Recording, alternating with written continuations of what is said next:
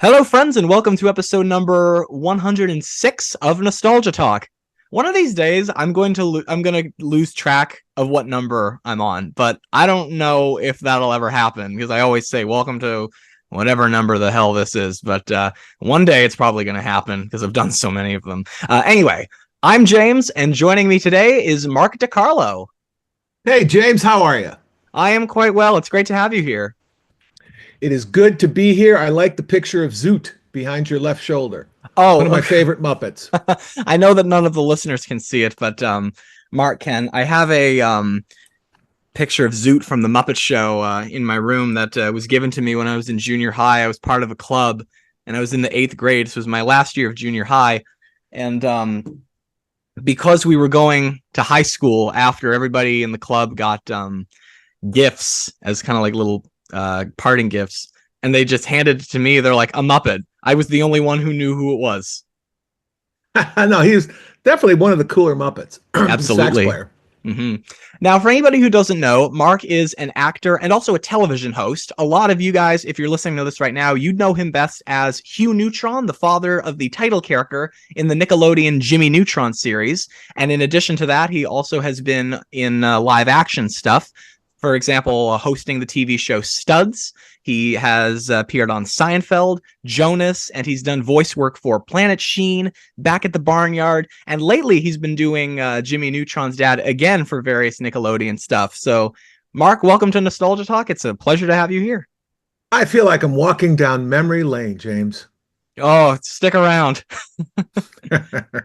So, let's go a little bit further off into memory lane. How did you become interested in the entertainment industry? Because you've gotten to do a lot of stuff. Yeah, well,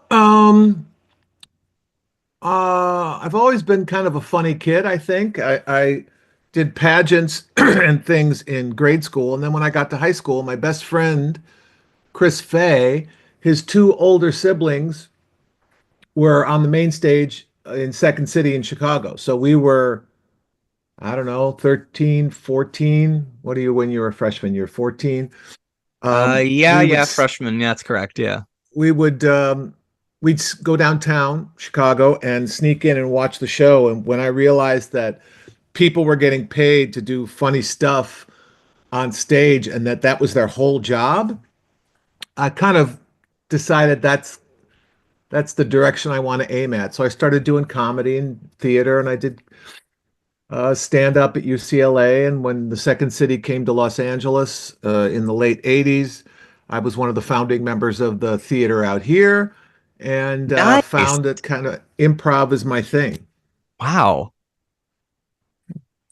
So acting was always like something you were interested in. So Second City was like your first gig.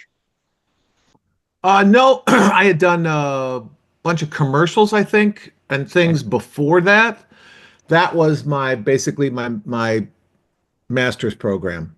They teach you how to write, how to perform, how to think, how to work in a group. It's really great training, and it kind of launched. I mean, the other people in the cast: Brad Sherwood from Whose Line, Andy Dick, Megan Cavanaugh from League of Their Own, Chris Best, Jesse Douglas. Lot of people. Andrea Martin, Rich Kind. A lot of people. A lot of my favorite people. Wow. Rich, yeah, he's very funny. Ryan Stiles, Colin Mockery, lot of really great people started that theater there, and which got wrecked in the earthquake and never reopened, unfortunately. Uh, when you were doing UCLA and like stand-up stuff, was hosting ever something that you were interested in? Um, I've always just kind of gravitated towards comedy, Okay. and stand up kind of can lead you in that direction. We had a really cool group at UCLA. Um, it was like a bunch of students who wanted to do stand up would get together once a month. We'd put on a show at one of the dorms, and then for the headliner of the show, we'd have an actual real comedian. And we had Gary Shandling and Robert Wool, and I think Seinfeld was there, and Kevin Nealon, and a bunch of guys who were young in their careers, but like you knew who they were. Right. And We Because I was all going to the say, you have a history as a stand-up comedian, and so you were saying actual comedians. I'm thinking to myself, what, you don't consider yourself an actual comedian? Well, at that point, no. I mean, I was just a college kid at UCLA, but it was a great program. There would be like 6 or 7 of us, and we'd all do our 5 minutes, bing, bing, bing, bing, bing, and then the headliner would come on and do 30 or 35 minutes. And then after the show, all of us kids and the headliner would go sit down somewhere, and then they would go through each one of our acts and give us notes and say, all right, boom, you did this. You shouldn't open with this. This should go here. I didn't understand that. That was great. Ding, ding, ding, ding, ding, ding, ding. So it was like a mentorship or a master class from a wide variety of comedians. And it was fantastic um, uh, uh, uh, information and practice for us. And a lot of guys from that group have gone, the guys that wrote Meet the Fockers and Charlie's Angels, Ryan Rowe, a writing partner of mine, Ed Solomon, J.W. Ools, a lot of Shane Black, all of these guys, Dave Arnott were in my group at UCLA, have gone on to do big movie things. So it was a great, the guys that wrote Bill and Ted, Chris Matheson and Ed Solomon. It was a great training ground and a great experience for us to get pointers from professionals in a very unvarnished environment. If something sucked, they told you and they told you why, which was the key. And the people that were serious about it took that feedback and got better every time. And it was really I don't know if they still do it, but it was a fantastic program there. And it was just something that students put together. Well, that's really cool. And in addition to that, it also gets you a lot of recognition with a lot of the greats, like getting to work alongside of these famous comedians like Gary Shandling and Jerry Seinfeld, as you just mentioned. Like that's really important to get a lot of to get noticed by people when you want in your field when you want to do that stuff. Yeah, and unlike if you want to be a plumber, there's a system to learn how to be a plumber, and then you're a plumber's assistant for a while, and then you're a plumber. There's a whole mentorship curve. In comedy, there really isn't. If you're funny, you get up 5 nights a week and you practice and practice and you bomb, and then you start to bomb less and less and get better.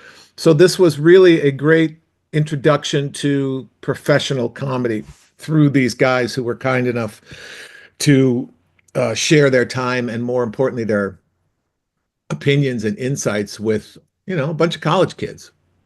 It was fantastic. Fantastic. That's awesome. As I was researching for this, I also discovered that you hosted, or maybe not hosted, but worked on a lot of news shows and game shows before actually becoming a host for Studs. So how did you get involved in hosting in general? How did I? I don't really remember. I mean, I was doing Second City.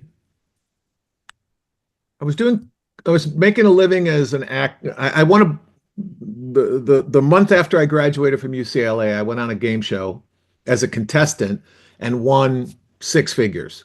So I didn't have to get a job right after college. I had a bunch of money and cars and TVs and trips and all kinds of stuff. So I told my parents I was going to give show business a try for 2 years, and if I didn't make it, then I'd go get a real job.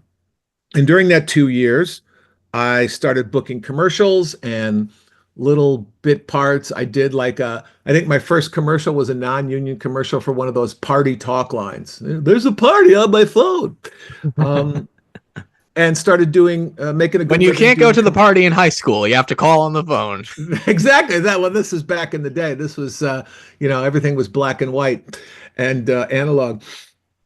And then I was doing commercials and making a good living there. And then I auditioned for this Studs show and got hired, I think, because my improvisational skills is what the show needed to work. It was, basically interviewing people about their dates, and you had to think on your feet and be funny. And I was able to do that. So really, I think that was my first interest in hosting was when I got paid to do it on the TV show.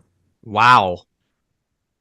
And what was that like? Because you said that it was just something new that you wanted to experiment with because you got the gig. Was it any different for you because you had done on stage stand up comedy, but you were also good at, you mentioned you were also good at improv. Was it any different for you actually being a host as opposed to just going up and winging it?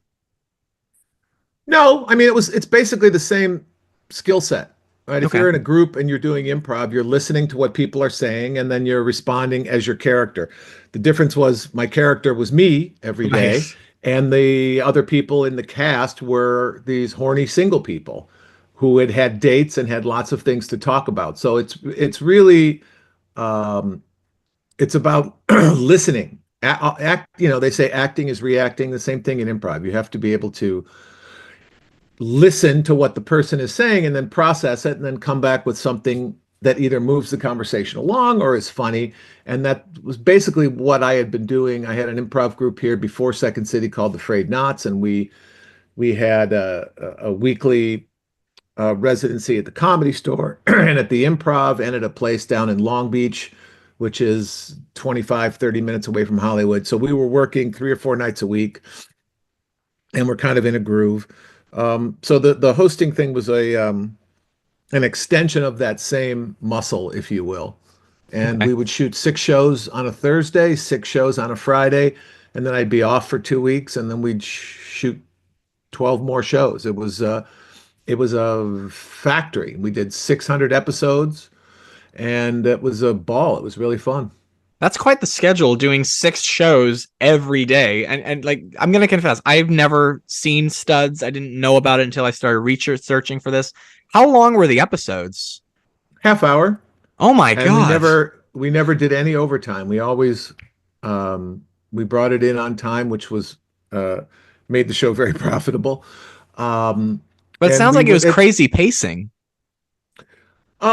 well, I mean, we would do three, take a lunch break, and then do three more. So it was, 2 hours lunch and 2 more hours, which is, you know, good. Doing one show a day, but those kind of strip shows, game shows, and things like that, they always shoot them that way just because the crew is hired for 8 hours. You're not going to hire a crew for 8 hours to come in and shoot 1 half-hour show. So you cram as many shows as you can into that 8 hour period. And we were able to knock out six in 8 hours.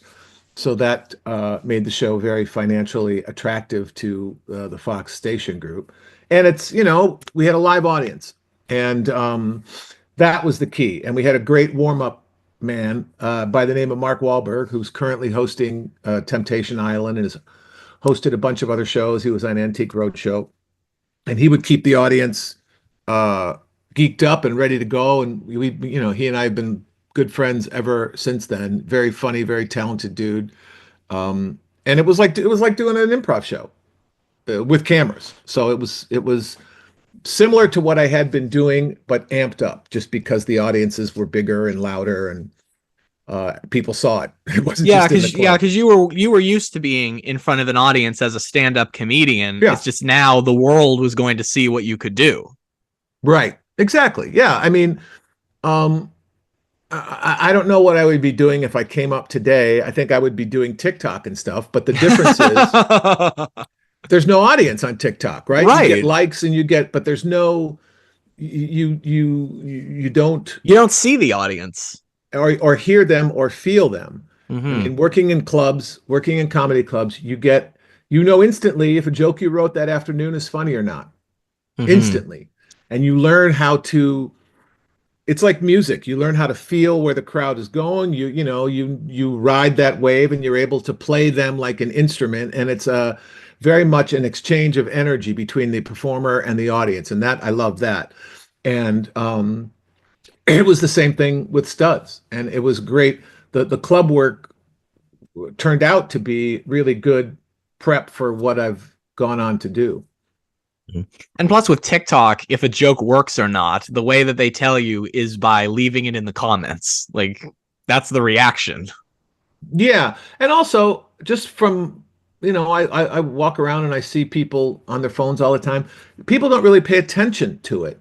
They're just kind of absently scrolling while they're doing three other things. Yeah. So I think we've moved from a talent economy to a attention economy, and some things that get attention maybe are not necessarily as nuanced or truly funny as some things that are actually funny.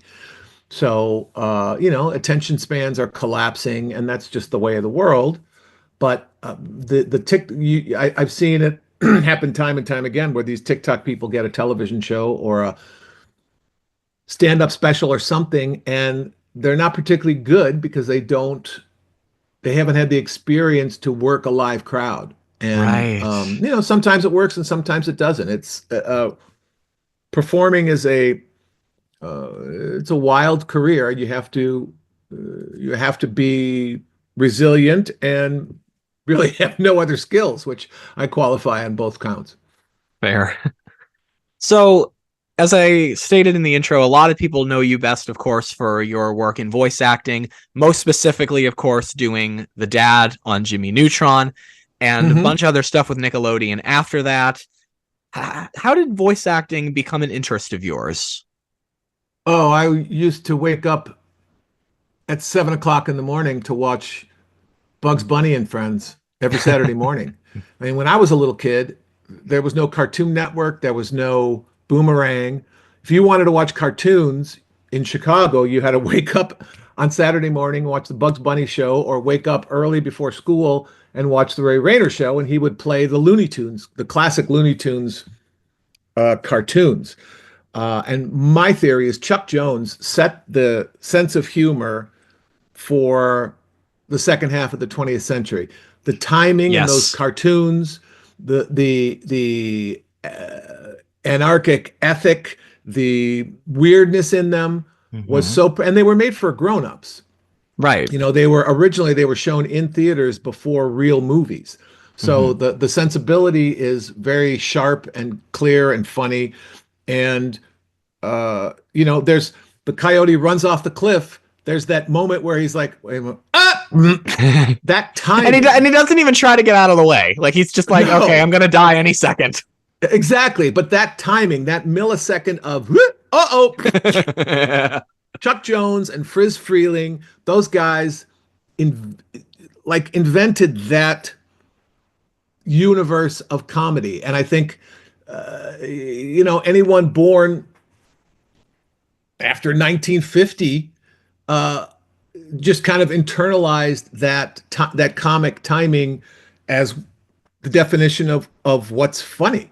I defy you to watch some of those old Looney Tunes cartoons and not laugh. They're brilliant, and these are cartoons that were produced with guys with a razor blade and a grease pencil editing the film to get that exact timing by cutting the film and taping it back together. Now you Mm-hmm. sit behind your computer and you can make them, you could try it one way, try it another way, shorter, longer, move it, move stuff around.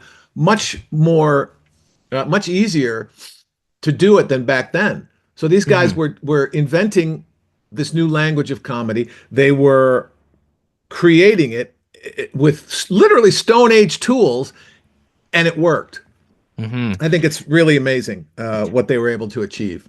And what I really like about a lot of those classic Chuck Jones films is that, it all kind of started with Tex Avery and Bob Clampett, and their Right. work was very slapstick and and it wasn't even kind of a dry slapstick. You knew that somebody was going to get bonked with a mallet. You knew what to expect out of it. With Chuck Jones, the goofiness was still there, but it was toned down to make it a little bit more serious. And the word I use to describe it sometimes is they make it sometimes a little more edgy. Yes. Yeah. And you're right to include Clampett and Tex Avery. Tex Avery was He insanely was the comedic. cartoon man, yeah. Right. And at the beginning, and that kind of stuff you could not do in real life, right? You couldn't hit a guy's head and have his eyes go. So he leveraged the strengths of the medium being animation, to do things that you couldn't do in a live action comedy movie. And I think that's another reason why that material has persisted for 70 years, because it was funny in much the same way that the Marvel Universe people and the people that are working in digital effects today can do things You know, when you're flying with your dragon, the camera is on the dragon and you're moving or it goes past the dragon. You can put the camera literally anywhere now, Hmm. which you can't do with live action. So people that are on the cutting edge of whatever the new technology is and who are also funny can really make a mark. And those guys, I think, certainly did. So, I mean, I was always a cartoon consumer for sure, Me too. cartoon fan, and the Muppet Show. Not cartoons, but it's the same. You could do things with Muppets that you couldn't do with human beings. And I think Jim Henson and Frank Oz were geniuses in And taking they puppets too and were making very it sophisticated with it as well. very much so. I live in California, and a couple times a year, the Henson Studios does a show called Puppet Up, Pop it up. and Yes, I it's have a an couple of friends who are involved in that. oh, do you? It's a great show. Where do you live in California? Or you live somewhere else? I live in Canada, actually. Oh, geez, congratulations on USA Canada. It was a great game. Yes, indeed, it Um, was. uh, it's an improvised puppet show. Oh yeah. And they explain, Brian Henson comes on at some point during the show and explains that what his dad started doing in the 50s on local television was people had been doing puppets on television for years before Henson came along. But it was a camera shooting a little puppet stage. And Henson figured out brilliantly, I think, that you don't need the puppet stage. The Yeah, because the television puppet stage is is a the dead stage. giveaway. Yeah. Right.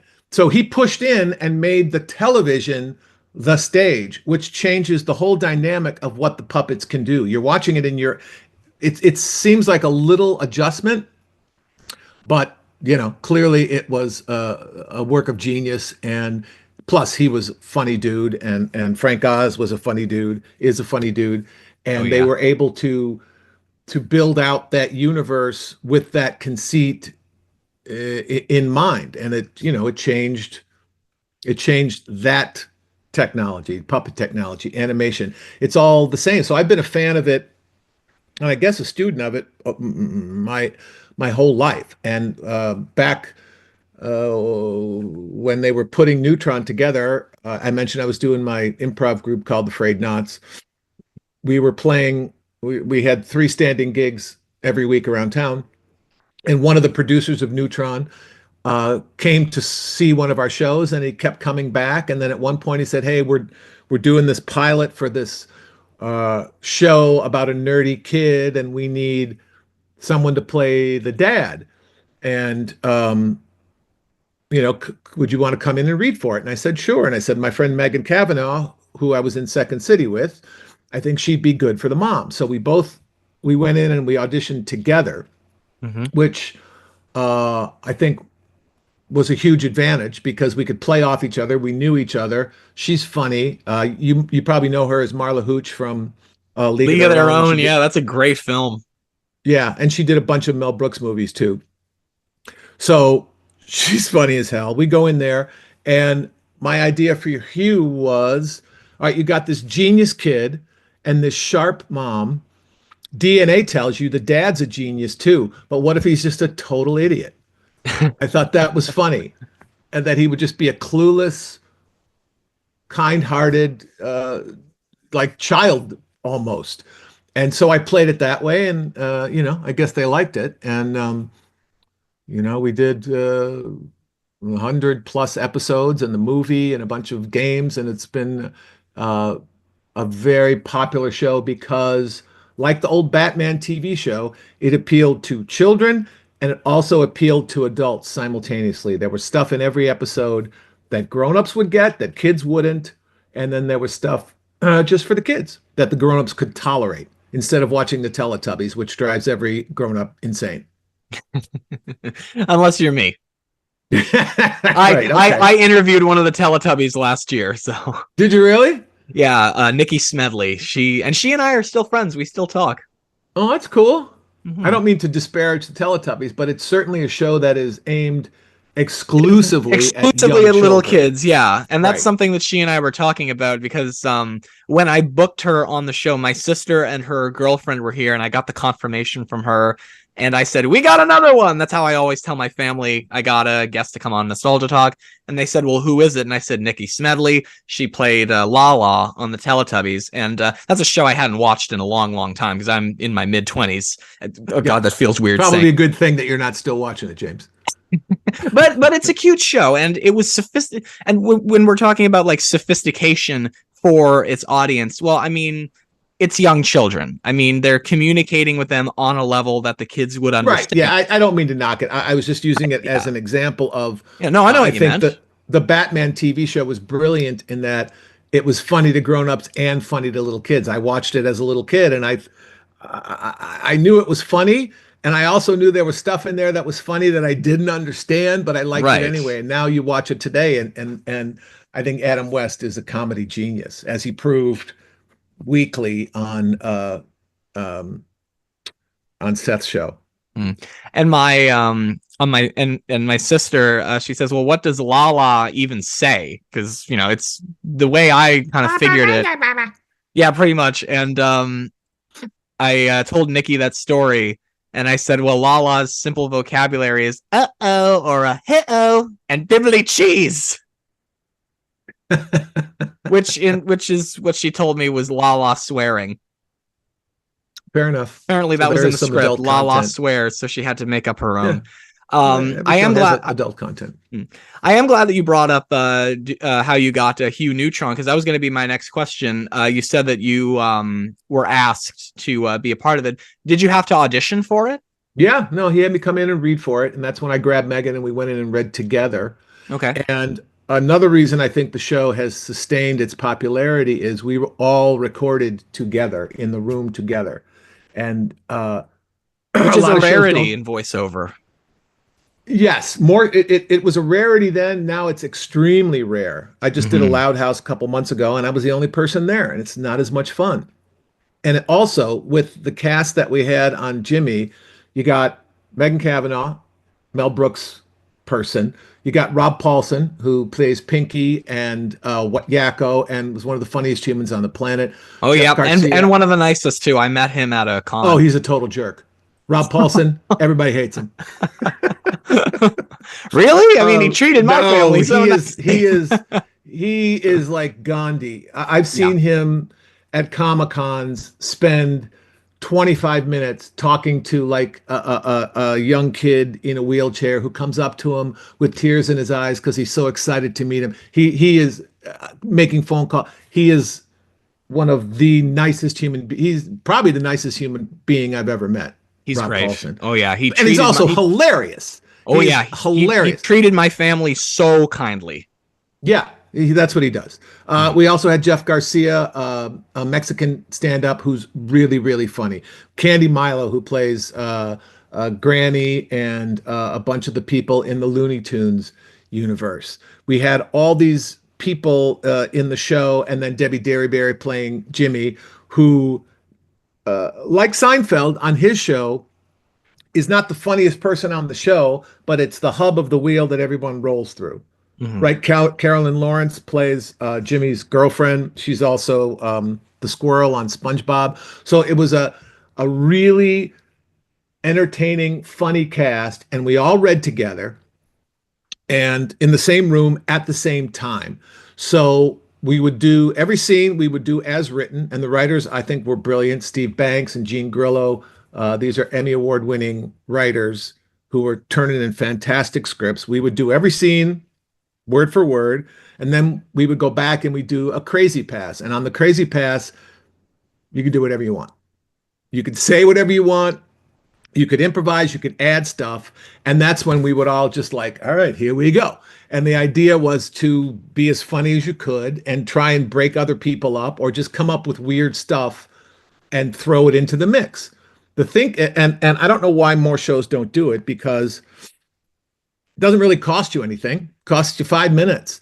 And you, especially with the cast that we had on Neutron, so many talented people in the room, you're stupid if you don't harvest their brain farts, right?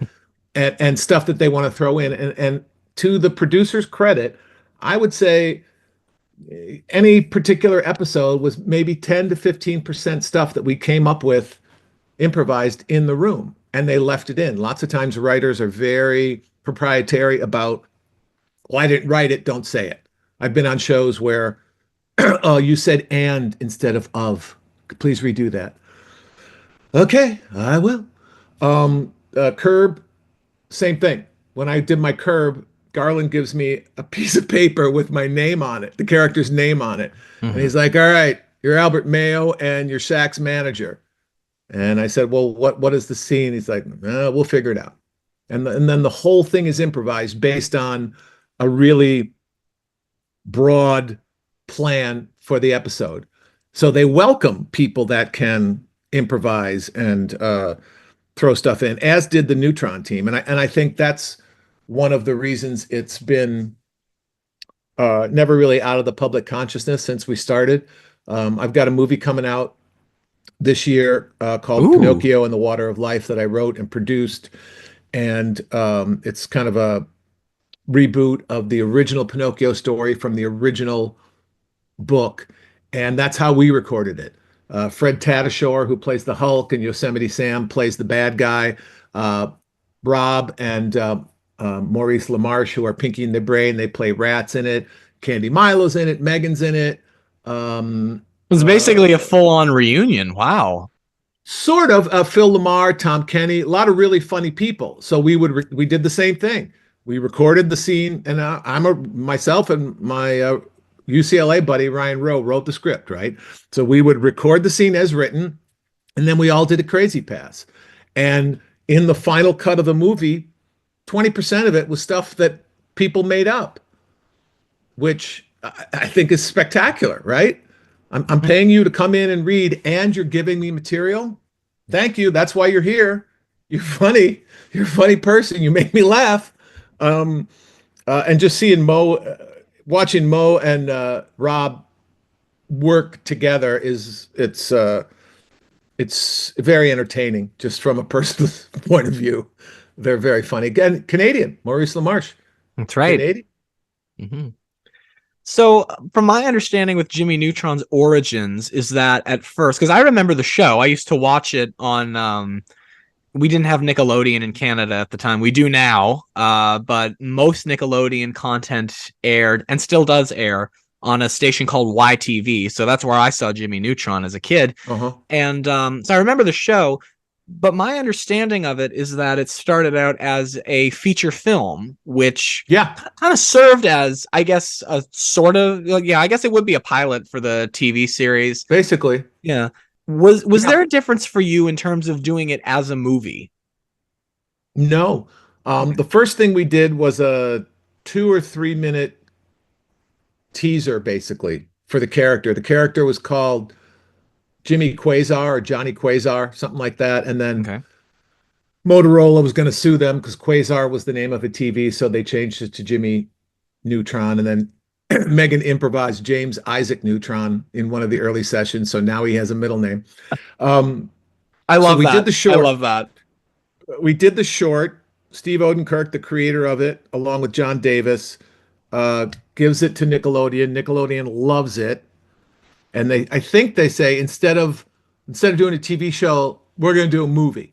So we do the movie. They write the movie. We do the movie, and while we're recording the movie, I think they decide they're going to do a TV show too. Um, on the technology side, the Jimmy Neutron TV show and movie, it was the first television show to use CGI animation. Up to that point, it was all cell animation, 2D cell animation, which was physically drawn like Disney has been doing since the 20s, and like Hanna-Barbera had started doing in the 60s. Hanna-Barbera's big breakthrough was reusing the backgrounds and doing character design so that you could just make the mouth move while the rest of the body didn't have to move, so you could truncate the production time, and take something that would take 12 months to draw, you could knock it down to 6 months, which saves 6 months worth of money. Right. So this was the next evolution of animation, TV animation technology using computer generated imagery to make the cartoon. So once they made the models and the environments for the movie in a computer, they had those models and environments. So to start making a television show, the initial cost was minuscule because all the assets were already made. So it was I think a good financial decision for Nickelodeon to do. And then the movie was nominated for Best Picture, and we lost out to Shrek, which I think is fair. And we were I think we were already recording television episodes before the movie came out. Oh, But wow. I think the movie came out, and then within 6 months, the TV show was on the air. So we Mhm. must have been recording it before then. And it And became a big hit. that's a Yeah. function of it being a CGI show instead of cell animation. Because if it's cell animation, you got to draw everything fresh every time. Right. And one of the things I remember with Jimmy Neutron, apart from the monkey and the closing logo, hi, I'm Paul. Paul is one of the producers. Paul Marshall is my friend who I based Hugh Neutron's bizarre speaking patterns on. That's how Paul talks. He talk. Oh, he's like he's being chased by monkeys. Okay, that explains the closing logo. Yes, that's a little secret. Well, yeah. Well, there we go. That's really interesting. But the other thing I remember about Jimmy Neutron is I was a big watcher of the Fairly Odd Parents. Mm-hmm. And I remember the Jimmy Neutron and Fairly Odd Parents crossover. Mm-hmm. What was that It like? was 2D. We were 2D in that one. Yeah, that was Butch. Another really clever, funny dude, and I believe they recorded together on that show too. Uh, my buddy Darren Norris is on that show, and I think that's how they did it. I'm not sure though. We I don't remember how we recorded those episodes, but it was cool to be on another show. Mm.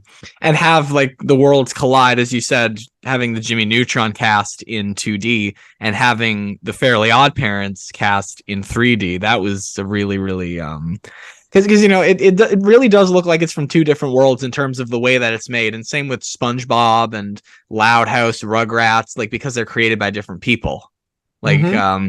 Tough Puppy, Bunsen is a Beast, Danny Phantom. Those are all Butch Hartman shows alongside of Fairly Odd Parents, and Fairly they Odd Parents. kind of look as if they come from the same world because of that. Yeah, I mean, I think it goes back to the auteur theory of cartoons. A Chuck Jones cartoon looked different than a Tex Avery cartoon. Oh yeah. Character design was different. The kinetic energy that drove the plots was different. Everybody has their own thumbprint, and Butch's was certainly different than Steve's, which was kind of why it was cool to see them together. Like when The Simpsons did the CGI 3D episode, Mm-hmm. looked weird, right? It looked different. But I mean, it's the technology continues to evolve, and the producers are always looking for ways to make things less expensive. Is the bottom line. So whatever technology that can be employed to, because we would record. The process for making a cartoon is you write it, you record the radio play, you edit the radio play to time, then you send the radio play off to the animators, and then they animate to picture. Then it comes back, and we fix any lip flaps, or we massage little things, or we add new lines if we thought of something funnier. Then it goes on the air, and that's a 9 to 10 month process. So you've got 9 to 10 months of people getting paid to work on it. Anything you can do to shrink that time frame shrinks your post-production budget, which makes the owners of the property happy because they get to keep more money. And lately, you've gotten to do Hugh again for Nickelodeon All Star Brawl, those video games. Kind of bringing that Yes, character back. What's that been like to to do it that? was really wild. It was, I don't know, 2 years ago, maybe 2, 3 summers ago. Um, this thing started online where people were talking about Hugh Neutron, and there's all these memes about Hugh Neutron. I didn't realize how popular he was, and I met someone who eventually turned into an intern of ours for this Buffalo the Bear thing we were doing, Jess, and she was very instrumental in building what she calls the Hugh-niverse, which is a Discord channel where people talk about Hugh Neutron, and it just got this momentum, and Nickelodeon caught wind of it, and they called me and said we want to put him in the game, and I had never even heard of the game. I'm not a big gamer. Went in and was sworn to secrecy and couldn't talk about it, and then the thing came out, and I guess it was a big hit. That's hilarious that it came out of fan discussion. I love that. Completely. Yeah. Wow. Which may have been going on before I became aware of it, but I know Jess fanned the fires very assiduously. And the community, it's thousands and thousands of people who are on this Discord channel, and I'm sure we'll be listening to this podcast. They're really cool, hardcore. Yeah, shout out to Jess fans. for bringing back Hugh Neutron. Yay, Jess. And he's a funny character, so people like him, and it was fun to do him in the All-Star Brawl and see him being a big badass. And in between that, they also had the Jimmy Neutron spin-off Planet Sheen. Yes. And you were a part of that as well. Not doing Hugh, but back on the franchise. Yeah, I did a bunch of different roles in that. I did a bunch of different roles in Barnyard. Those 3 shows were all Steve Odenkirk shows. A lot of the same people. Garcia was on it. And I remember the movie Barnyard as well. And I was thinking about this not too long ago. That actually was a movie that traumatized me as a kid because of how it starts. Like, the main plot line is, of course, Ben is attacked by coyotes, which for a children's movie, that it sounds incredibly morbid. Right. And so, like, I'm 7 years old watching this, and it actually scared the crap out of me. But now that's our goal, to scare children around the world. Yeah, but now as an adult, I recently rewatched it. I was like, all right, let's see if this is as scary as I remember, because I was like 19, 20 at this point. And so I watched it, and I focused more on the humor of it, and also the fact that that plot point is what kind of kept the story going. Mm-hmm. Yeah. No, really clever. Steve Odenkirk not only did Neutron and Barnyard and Planet Sheen, but he wrote Patch Adams. He wrote a bunch of Jim Carrey movies. He's a really talented, extremely funny, extremely weird in the best sense of the word way person. And he is a really great writer. He knows how to make movies that are fun. He wrote the first Ace Ventura. He may have written more of them, but I know he wrote the first one, and is a very talented guy. And that's his anarchic, weird sense of humor is what infuses all of those shows. I think that's the one commonality between the 3 of them. So lately, there's been reports of Nickelodeon bringing back Jimmy Neutron. Have you heard that? I've heard the rumors, but not from Nickelodeon. I've just heard them from fans. Okay. If they were to do that and brought back Hugh, would you be a part of it? Sure, I would love to be. I mean, if they brought us all back, it would be. We do Comic-Cons. We've done live script readings. Megan Cavanaugh and I go out and do Comic-Cons, and we take a Neutron script. We play the parents, and we pull people out of the audience to play Jimmy and Sheen and Carl. So we do that at Comic-Cons, and we sell out everywhere we go. So the interest for the show is, as big or bigger than it ever was, and we would all love to do it again. All right, 1,000%. If anybody from Nickelodeon is listening, remember that. Oh, I think they know. I think they know. It's just a matter of, I don't know what their internal workings are, but we would all love to do it. It was really we would record every Friday morning at 10. And I would look forward to it all week long. And we'd all come in with our scripts, with our little secret notes written in the margins for the crazy passes. And we would laugh nonstop for 4 hours. It would be interesting to see. The funniest stuff was stuff that never made the show. It was just people being funny. It would be interesting to see, because basically I remember that whole house in Jimmy Neutron's universe was some device that he had built, a lot like Dexter's laboratory in a way, except nobody saw the laboratory, but that whole house was just one crazy contraption that Jimmy had made after another. It would be interesting to see where that went after the show, like in Jimmy's adult life. Well, I don't know that they would. Well, maybe they. I have no idea what they would do, but I would assume they would still keep him a kid, Oh, me too. and and the technology would just be. I mean, I'm sure if you went back through all the episodes, there's stuff that Jimmy invented that exists in the real world nowadays. I'm sure of it. He could go on And Shark Tank. right, yeah. I mean, there's a lot of things you could do with a really clever kid like that. So there was never any shortage of um, plot lines. I mean, when pants attack, he spent hours and hours and hours inventing a way to hang up your pants automatically. It's so silly yet so brilliant. So always there's plenty of opportunity for that in the current 2025 world. It's just a matter of if they want to do it or not. But I know for a fact if they wanted to do it, everybody in the cast would be game to come back.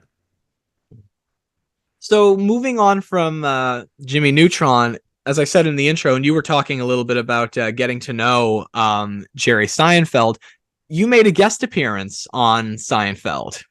I did. Mm-hmm. What was that like? It was fantastic. I've done a lot of sitcoms, and that's sitcom stands out to me because for several reasons.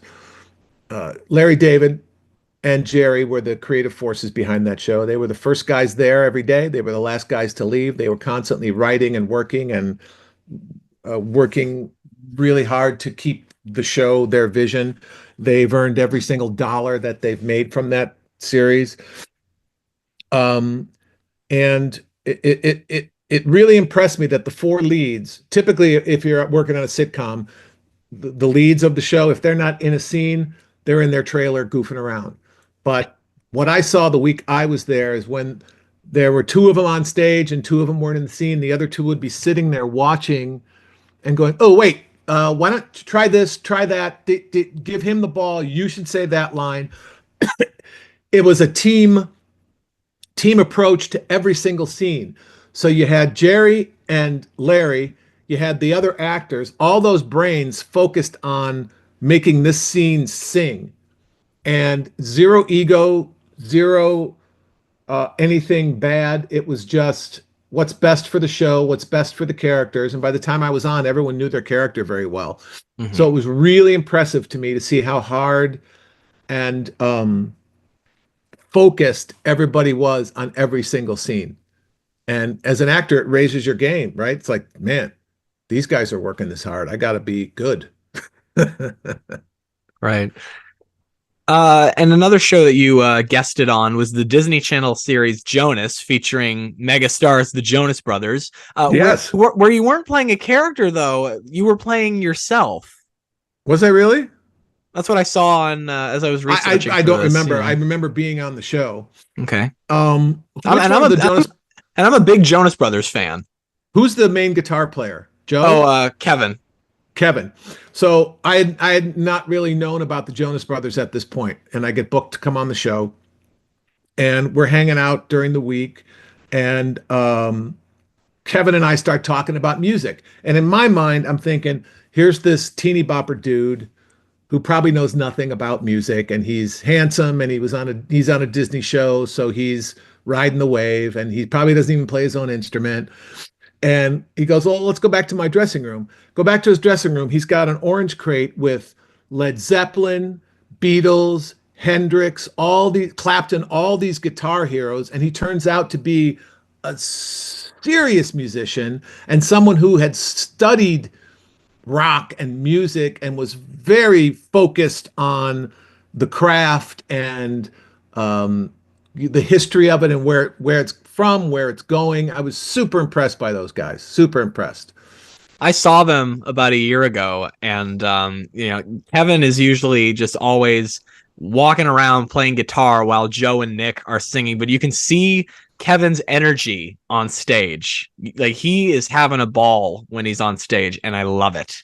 Yeah, he may be the MD. I'm not sure if he's the musical director or not, but he certainly showed me that he was serious about the music and knew, the history of it. It's like we've been talking about the history of cartoons, right? You can't, Yeah. if you're in a business, even a business as silly as comedy or cartoons, you have to understand what came before you, Hmm. You don't have Woody Allen without Groucho Marx, and you don't have Jim Carrey without the Ritz brothers or without the Harpo Marx. Everything comes from somewhere, and then it's like music, you know. The blues had a baby and they called it rock and roll. Everything builds on what comes before it when a new artist comes and adds his own spin to it, his own thumbprint to it. And Kevin Jonas definitely was aware of that.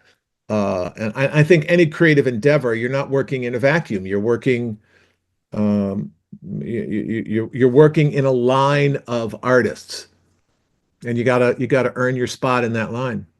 Mm. Well, that's all I've got here. Is there anything you want to say to wrap up? No, it's been a very interesting conversation, James. You're obviously very well schooled in your interests, and it's been a pleasure being on your show. Oh, well, thank you for coming. It's been a It's pleasure always talking to you. It great. really has. It's always great to extend a friendly hand to a Canadian, especially in these times. Please know Yeah. that all Americans don't hate you. Mm. I second that. It was nice to have you come on the show. Thank you very much for sharing. For actually, let me rephrase that. For talking nostalgia with me today. Mm-hmm. That's the name of your show. You got to make sure you get that in at the end. Absolutely. And to everyone listening, links for Nostalgia Talk social media are in the description. Normally, this would be the time that I say peace out, but in the words of Jimmy Neutron, got a blast, and I'll see you next time. Yeah, bye-bye.